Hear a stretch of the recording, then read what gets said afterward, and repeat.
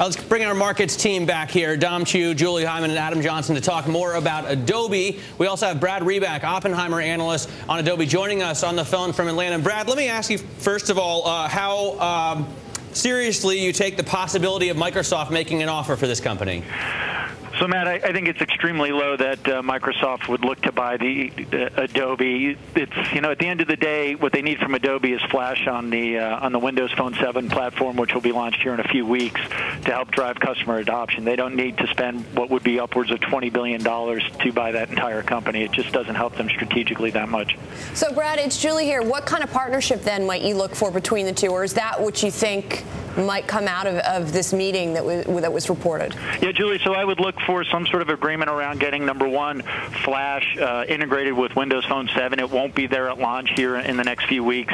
And then number two, maybe looking for ways to optimize Flash to give a unique experience on Windows Phone versus, you know, Android or the iPhone. Hey, Brad, it's Dominic here. This is a stock over the past year that's been all over the board, just up, down, up, down. What's in store for this company going forward if there isn't some kind of a bid or some kind of a merger here? Yeah, so Dominic, I think Adobe's in a bit of a difficult situation here. Their Creative Suite platform hasn't performed up to the pretty robust expectations the Street has had for that platform, and they're looking to expand beyond just the creative offering, and I think that's going to take time, be somewhat expensive with acquisitions. So I think the stocks here are going to be stuck in a bit of a rut.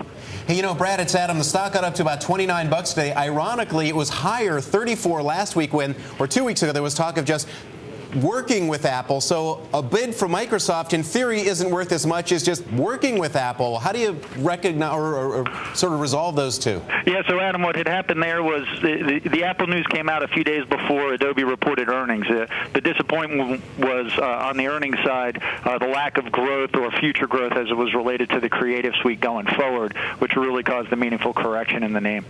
All right, Brad, we're going to leave it on that thought. Hey, listen, thank you so much for breaking it down. Brad Reback, Oppenheimer analyst, #1 ranking, by the way, on Bloomberg in terms of his calls on that stock, joining us to talk about what happened in the shares today.